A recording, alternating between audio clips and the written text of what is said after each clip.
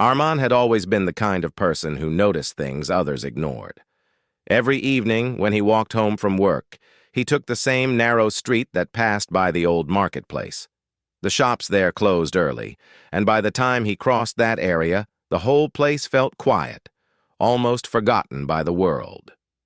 The cold wind of that night made the street feel even more empty, and Armand wrapped his jacket tighter around himself as he continued walking. He had no idea that this night would change his life forever. As he moved forward, he suddenly sensed something different. It was not a sound or a voice, but a strange feeling, like someone was there in the shadows.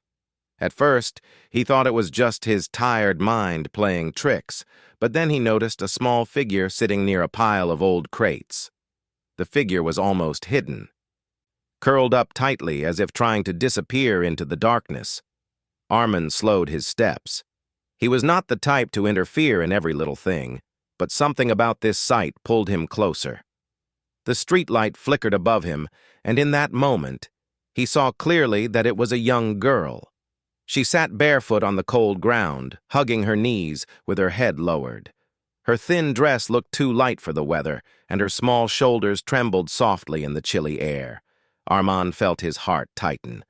Who would let a child sit like this, alone in the night? He approached slowly, not wanting to frighten her.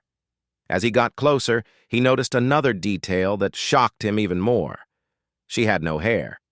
Her head was completely bare, smooth and fragile-looking, and the way she held herself made him believe she was trying to hide it. When Armand stepped near her, the girl lifted her face for just a second, and he saw her eyes.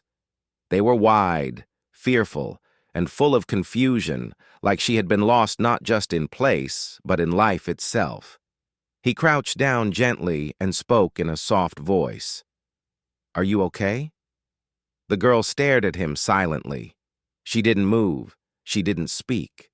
It was like she didn't trust her own voice, or didn't know if she could use it. Armand tried again.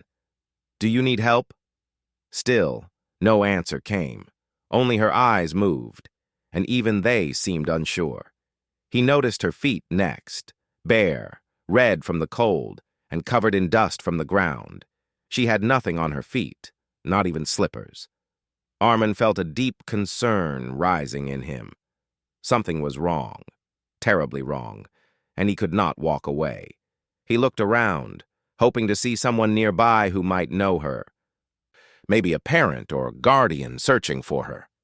But the street was empty. Not a single person was around. The shops were locked, the stalls were silent, and not even a stray dog passed by. It was just him and this fragile, nameless child. He asked gently, "What is your name?" The girl opened her mouth slightly, but no sound came out. Instead, she lowered her head again, as if the question hurt her. Armand immediately understood that she was either unable or too afraid to speak. His heart softened even more. "You don't have to say anything," he whispered, trying to make her feel safe. He took off his own scarf and wrapped it around her shoulders.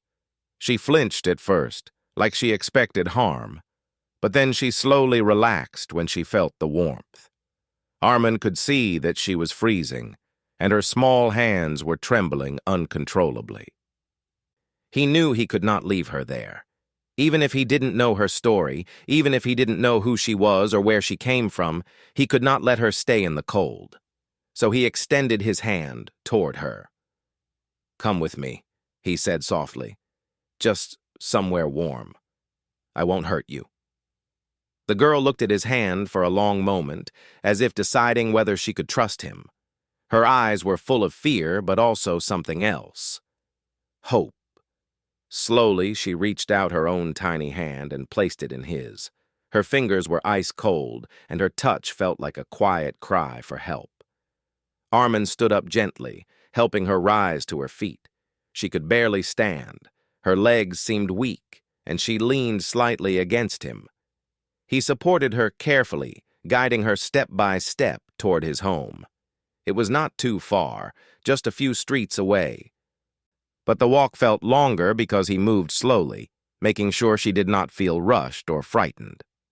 As they walked, Armin noticed the way she kept looking around nervously, as if expecting someone to come out of the shadows. She looked over her shoulder again, and every sound made her flinch. He wondered what she had gone through, what kind of fear lived inside her that made her so alert. When they reached his apartment, he opened the door gently so it wouldn't frighten her. His home was simple, small, and quiet, but warm enough for her to feel safe. He guided her to sit on the couch and handed her a soft blanket. She wrapped it around herself quickly, almost as if afraid someone might take it away from her.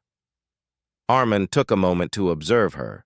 She looked exhausted, not just physically, but mentally. Her eyes had a distant look, like she had seen too much or had been through something she couldn't understand. She kept her hands tightly folded in her lap, and even though she was inside a safe place now, her body stayed tense, ready to run if needed. He brought her a warm cup of milk. When he placed it in front of her, she looked at it cautiously, unsure if she should touch it. Armin nodded encouragingly. "It's okay. You can have it." After a moment, she lifted the cup with both hands and took a small sip. Her eyes softened slightly, as if the warmth reminded her that comfort still existed in the world. He tried asking her more questions, but she didn't speak. Every question only made her shrink further into the blanket. So Armin changed his approach. He didn't ask anything. Instead, he just sat nearby, letting her understand that he was not going to force her to talk. He turned on a small heater so the room would warm up and kept his voice gentle and calm whenever he spoke. Hours passed like this, with the girl sitting quietly, sometimes looking at Armin as if trying to study him. At one moment, she lifted her hand and pointed to her head. Armin understood that she wanted to explain something about her hair. He shook his head softly and said, "It's okay. You don't need to explain. You're safe here." At those words, something changed in her eyes. It was subtle, but real. A tiny spark of trust appeared, as if she believed for the first time that he meant what he said. Later that night, Armin prepared a small sleeping space for her, placing extra blankets so she would not feel cold. When he guided her to it, she paused and looked at him with eyes full of questions she could not speak. He smiled reassuringly. "You can sleep here. I'll be right outside." She lay down slowly, curling herself under the blankets. Her eyes stayed open for a long time, watching him from the corner of the room. When she finally closed them, it was with a softness that showed she felt safe enough to rest. Armin stood quietly, watching the gentle rise and fall of her breathing. He still did not know her name. He still did not know where she came from or why she was alone. But he knew one thing clearly. Finding her was not an accident. She had appeared in his path for a reason, and he felt a deep responsibility to protect her until he uncovered the truth. As the night grew quieter, Armin realized that this was only the beginning. The girl's story was hidden behind her silence, behind her fearful eyes, and behind the mystery of why she had no hair, no name, and nothing on her feet. But he was determined to help her, no matter how long it took. He whispered to himself, "Whatever happened to her, she won't face it alone anymore." And with that quiet promise, the first step of their journey began. The next morning, Armin woke up earlier than usual. The first thought in his mind was the little girl sleeping in the other room. For a moment, he wondered if everything from last night had been a dream, some strange scene his tired brain created. But when he walked quietly toward the small room, he saw her lying there, curled up under the blankets, her breathing soft and steady. It was real. She was real. And the mystery of who she was still waited for him to solve. He didn't want to disturb her, so he stepped out of the room slowly and began preparing breakfast. The sound of dishes clinking must have reached her, because after a while he heard soft footsteps behind him. When he turned, he saw her standing near the doorway, wrapped in the blanket like a small cocoon. Her eyes were still filled with fear, but now there was something gentler in them, something that looked like trust beginning to form. "Good morning," Armand said with a friendly smile. She didn't respond with words, but she nodded very lightly just once. It was a small gesture, but to Armand it meant a lot. It was the first sign that she was slowly opening up. He served her warm porridge, making sure it was not too hot. When he placed the bowl in front of her, she hesitated, as she always did, but after a moment, she began to eat. She took tiny bites, as if she wasn't used to having regular meals. Armand watched quietly, trying not to make her feel like she was being observed. He just wanted her to feel safe. After breakfast, Armand knew he had to find out more about her condition. She looked physically weak, her head still bare, her skin pale. He felt it was important to take her to a doctor, not only to check her health, but also to understand why she couldn't speak. Maybe it was medical, maybe it was emotional, maybe it was both. But he needed answers. He knelt down so he was at her eye level and said softly, "We're going to meet a doctor. He won't hurt you. I'll be with you the whole time." The girl looked nervous again, gripping the blanket tightly. Armand gently reached out his hand, just like he did the night before. This time, she didn't wait long to take it. Her small hand rested in his, cold but trusting. At the clinic, the doctor greeted them with calm warmth. Armand explained everything he knew, which wasn't much. The doctor checked her gently, speaking to her in a soft tone that made her feel comfortable. The girl didn't talk, but she allowed the doctor to inspect her carefully. After the examination, the doctor called Armand aside. "She seems physically okay," he said, "but she looks like she has faced strong emotional stress. It can cause a child to stop speaking for a while. Her silence might be a way her mind is protecting itself." Armand listened carefully. It made sense. The way she reacted to sudden sounds, the way she looked around as if expecting danger, the way she didn't speak even when she tried, everything pointed to something painful in her past. But the doctor did not force any questions or speculate further. He simply advised Armand to give her time, patience, and a safe environment. When they left the clinic, Armand noticed something interesting. The girl walked closer to him than before, almost brushing against his arm. It was as if she felt safer after seeing the doctor wasn't dangerous. Armand smiled gently, trying not to show how relieved he felt. They walked back through a busy area of the city. The noise, the movement, the voices, all of it seemed to overwhelm her. She held on to Armand's shirt lightly, her fingers tightening whenever a car honked or someone spoke loudly nearby. Armand slowed his pace, guiding her so she didn't have to face the noise directly. When they finally reached home, she looked exhausted. Armand let her rest for a while. Later that afternoon, he sat at his small table thinking deeply. He needed to understand where she came from. There had to be someone looking for her. But when he thought about the way she had been sitting alone in the cold, barefoot and trembling, he wondered if the truth might be much more complicated. While he was thinking, he noticed her standing quietly in the doorway again. She held a piece of paper in her hand. Armand watched as she walked slowly toward him and placed the paper on the table. It was a small drawing, done with the pencil he had left for her earlier. The drawing was simple, just shapes and lines. But one thing stood out clearly.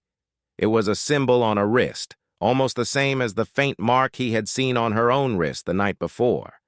Armand picked up her hand and looked closely at the mark again. It was small, almost like a stamp or a sign someone had drawn on her. The drawing she made showed the same mark. She was trying to tell him something. She wanted him to understand that this symbol mattered. He asked her gently, "Does this mean something important?" She nodded slowly. Her eyes looked serious, more serious than any child's eyes should look. Armin placed the drawing aside and thought about what to do next. He knew he couldn't solve this mystery alone. He needed someone who understood the city more than he did, someone who could ask around without drawing the wrong kind of attention.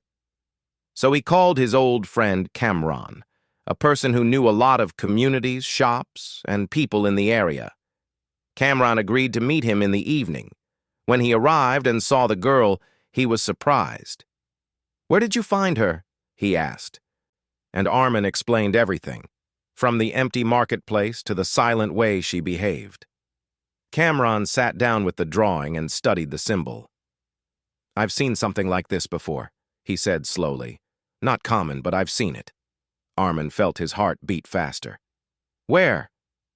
Cameron leaned closer and lowered his voice, not wanting the girl to hear and become frightened. "Some places mark children with symbols like this, not official places, more like private groups. Some of them have strict rules, and sometimes children don't stay there willingly." Armin felt a chill run through him. He looked at the girl sitting quietly with the blanket around her shoulders.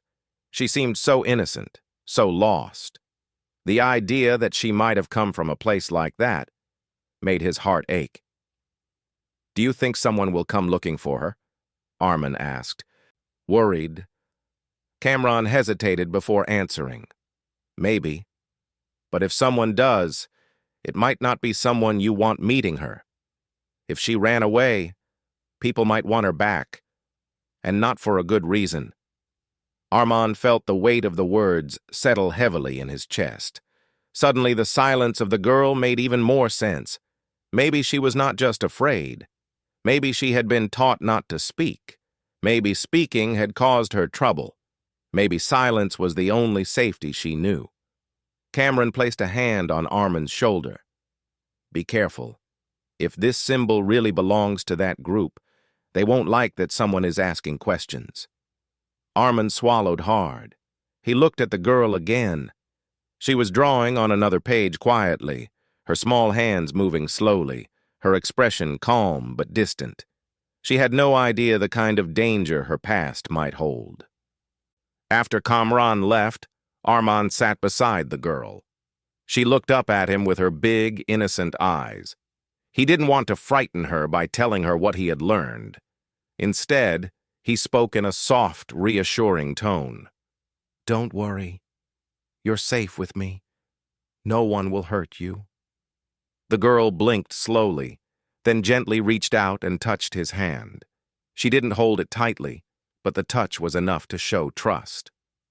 Armin knew at that moment that he could not back away from this. Whatever her story was, whatever dangers were hidden in her past, he would protect her.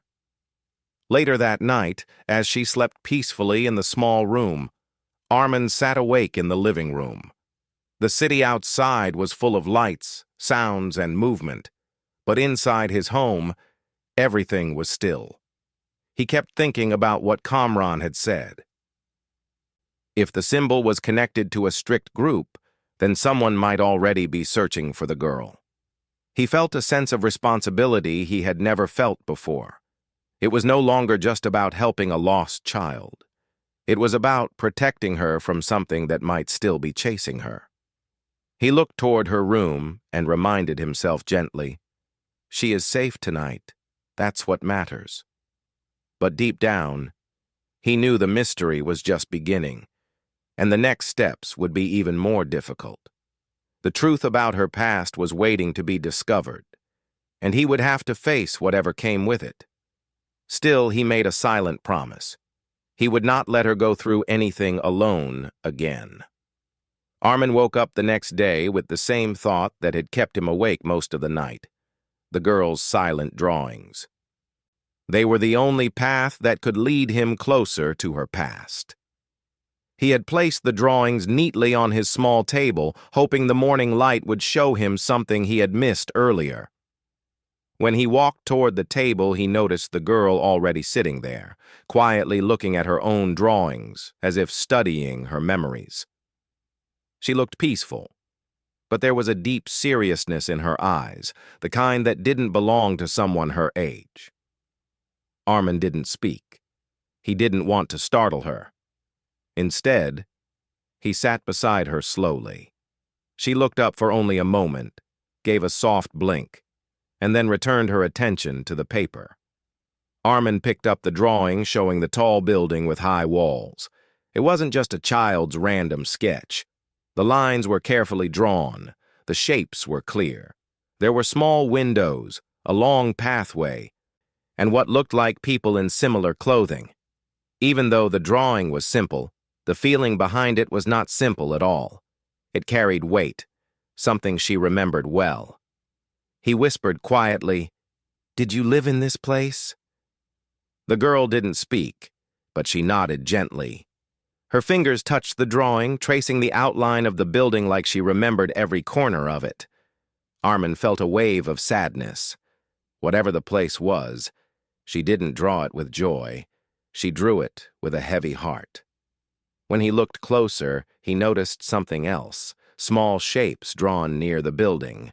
They looked like children, and all of them seemed identical in size. The girl pointed to one of the tiny figures and then pointed to herself. "You were there?" Armin asked softly. She nodded again. Her eyes were not fearful this time. They were focused, as if she wanted him to understand everything without needing words. She took another sheet of paper and started drawing again. Armin watched her hand move slowly, carefully. She drew the same symbol that was on her wrist. Then she added a circle around it. Then she drew another building, bigger than the first one she had shown him. Armin leaned closer. "Is this another place you know?" She nodded. He felt a growing sense of worry. 2 buildings, many children, a symbol on her wrist, silence instead of words, fear instead of comfort. All these things painted a picture that made Armin's chest tighten. When she finished the second drawing, she looked at Armin with cautious eyes as if asking him, "Do you understand now?" He couldn't claim he understood everything, but he understood enough. She had lived in places where she felt trapped, watched, or controlled. He wasn't certain how, but she had found a way out, and now she was here, sitting quietly in his home, trusting him.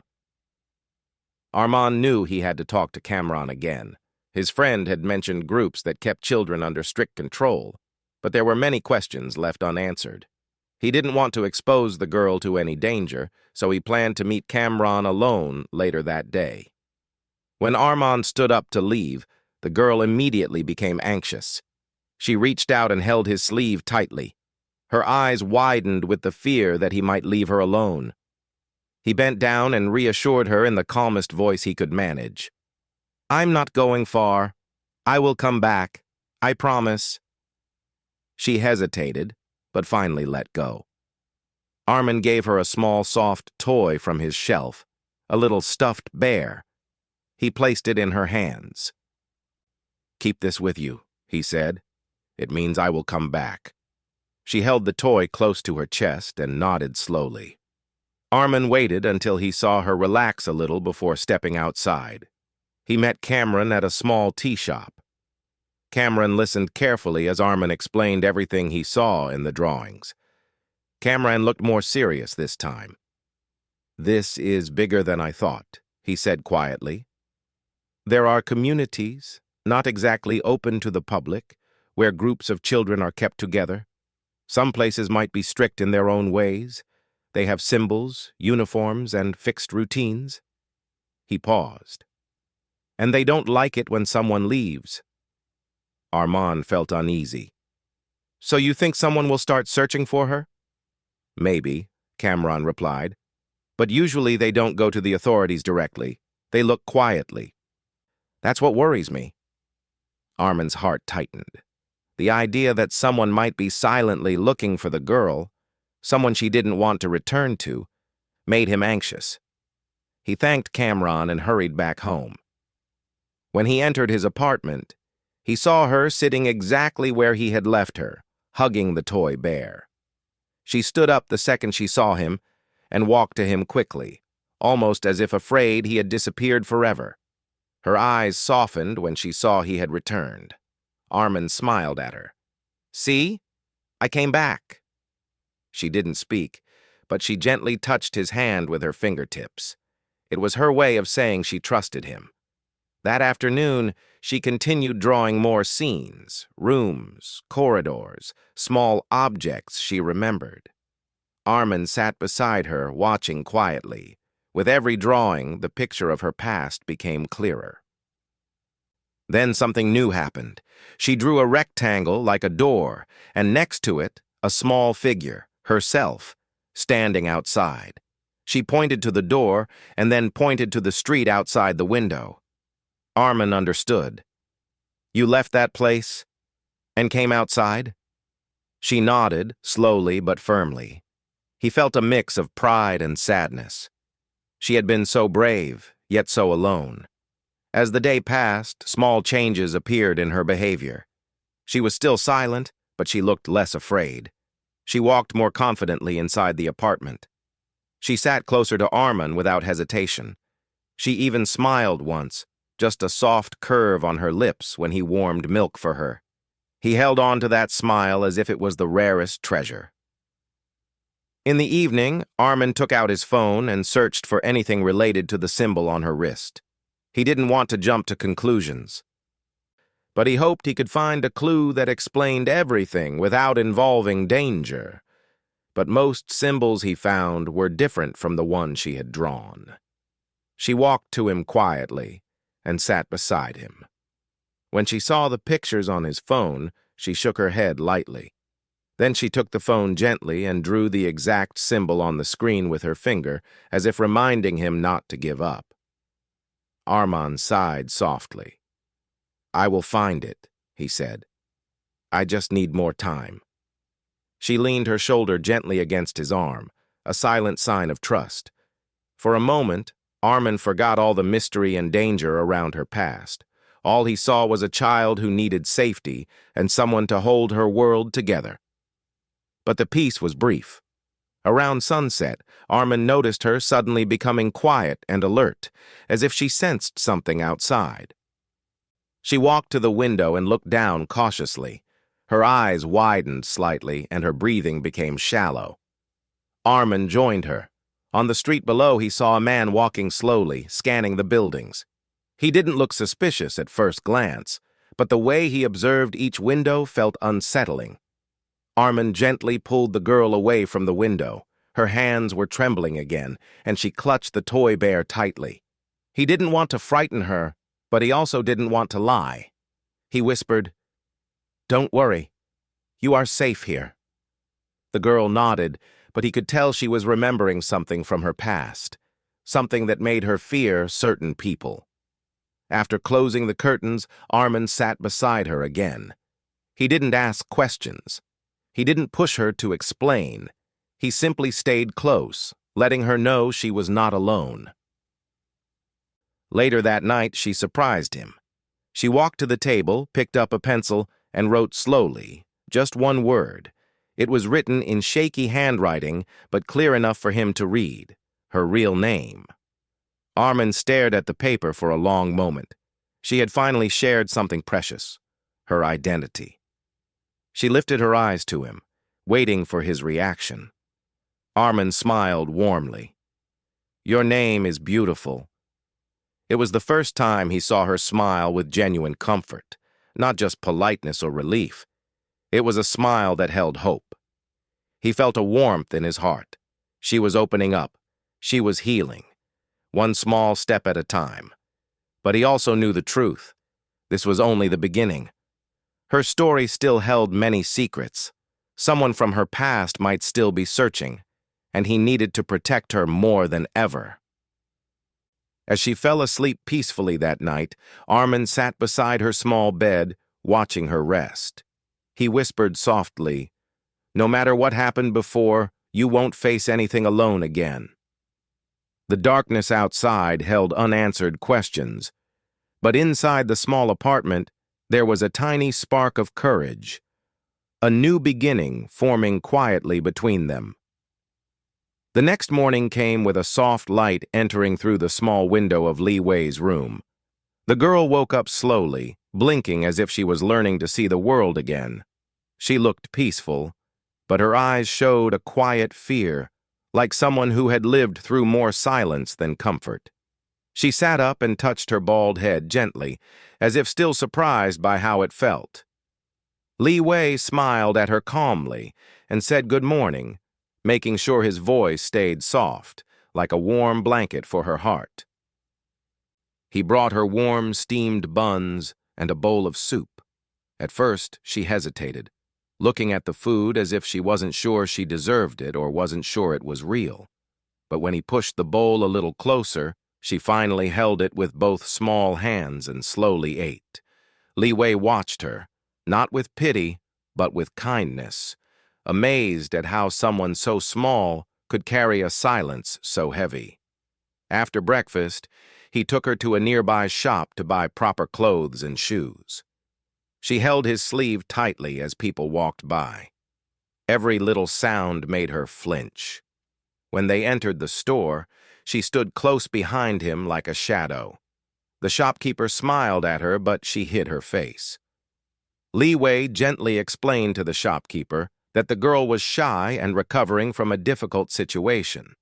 The shopkeeper nodded and helped find soft shoes, warm socks, and a simple dress that would feel comfortable on her skin. When she wore the new outfit, she stared at her reflection in the mirror. She touched her hairless head and then looked at Li Wei. He smiled and told her she looked beautiful and brave. For the first time, a very small smile appeared on her lips, almost invisible, but real. It was a moment Li Wei would never forget. They went to a doctor afterward. The girl held his hand tightly again. The doctor examined her carefully and said her hair would grow back, and her health would improve with good food and rest. He also told Li Wei that the girl had probably gone through a long period without proper care, which explained her weak condition. Hearing this, Li Wei felt a quiet ache in his heart, but he thanked the doctor and promised to take care of her. Over the next few weeks, the girl slowly started adjusting to her new life. She still didn't speak much, but she began to understand simple words like eat, sleep, come, and safe. She liked sitting near the window, watching children play outside. Sometimes she smiled when she heard their laughter, though she never joined them. She still kept her distance from strangers, but she followed Li Wei everywhere like a gentle shadow. One day, while he was cooking, he heard soft footsteps behind him. He turned and saw the girl holding a small piece of paper and a pencil. She placed it on the table and looked at him. He encouraged her to try drawing or writing something. She sat down carefully, gripping the pencil like it was something unfamiliar. Slowly, she drew a round circle and then 2 dots for eyes. "A face?" he asked softly. She nodded. It was the first clue he had ever received about what she thought or remembered. So he encouraged her gently to draw more if she wanted. She added a small, curved line for a mouth. Then she pointed at the drawing and then at him. He understood she was trying to show gratitude in the only way she could express at that moment. It touched him deeply. As time passed, her hair started growing little by little. She began gaining weight, and her eyes looked brighter each day. She still didn't talk much, but her silence no longer felt heavy. It felt peaceful. She even started helping around the house, folding blankets, arranging chopsticks on the table, or watering plants in the small courtyard. Whenever she finished a task, she would look at Li Wei for approval like a child seeking reassurance. He always nodded with a proud smile, and she would smile back shyly. One afternoon, something surprising happened. They were walking through a small street when a market stall caught the girl's attention. She stopped and stared at a row of colorful hair ribbons hanging from the stall. There was a soft, almost invisible longing in her eyes. Li Wei noticed it instantly. He bought a small green ribbon, the simplest one, and handed it to her. She held it carefully, almost with disbelief. Then she brought it close to her heart and pressed it gently as if it were something precious. Even though she had very short hair, she tied the ribbon around her wrist. It became her favorite thing, and she wore it every day. One evening, as they sat outside watching the sky turn orange and pink, the girl did something she had never done before. She gently rested her head on Li Wei's arm. The gesture was so natural and trusting that he stopped breathing for a second. He didn't move, not wanting to break the moment. It was the first time she had shown that she felt completely safe with him. Life slowly became normal. The girl began laughing softly at small things. A bird hopping on the wall, a cat chasing its tail, or Li Wei accidentally spilling tea. Her laughter was light, like tiny bells. It was a sound that filled the house with joy. Then one morning, something unexpected happened. She said her first word. Li Wei was preparing breakfast when he heard a soft voice behind him. It was so quiet he almost thought he imagined it. But when he turned around, he saw her standing there with a small smile. She said, "Thank you." The words were simple, but the meaning behind them was deep. Her voice trembled slightly, but her eyes were steady. He felt something warm rise in his chest. He had waited for this moment without expecting it, and now it had arrived like a gentle sunrise. He smiled and told her she didn't need to thank him, but she shook her head. She pointed to her chest, then to him, then said again, "Thank you." Over the next months, her vocabulary grew little by little. She learned to say simple sentences. She still spoke quietly, but every word was filled with meaning. With each passing day, she looked healthier, happier, and more confident. Eventually, the authorities helped find out where she had come from. A family from a distant village had been searching for a missing child for months. When Li Wei heard this, he felt both relief and sadness. He had grown attached to the girl, and she had grown attached to him. But he knew she deserved to be reunited with her family. The day of their meeting arrived. The girl held tightly onto Li Wei's hand, not wanting to let go. Her eyes looked scared again, like they did the first day he found her. He knelt down and spoke to her gently, telling her that she would be with people who loved her. She stared at him, her eyes full of emotion. Before leaving, she did something unforgettable. She removed the green ribbon from her wrist and tied it around Li Wei's hand. She pressed his hand softly, telling him without words that he would always be a part of her life. Then she hugged him tightly, so tightly it felt like she was trying to hold an entire memory in her arms. Her family thanked Li Wei again and again, tears rolling down their cheeks. The girl looked back at him one last time, giving him a small smile, the same small smile she had learned from him. As she walked away, Li Wei felt both proud and heartbroken. But he knew he had done the right thing. He had given her safety, warmth, and hope, things she desperately needed. And in return, she had given him something he would carry for the rest of his life, a reminder that kindness can change a life completely. And even after she left, the green ribbon stayed wrapped around his hand for many days, until one day he placed it gently inside a small wooden box, knowing it held a story that would stay with him forever.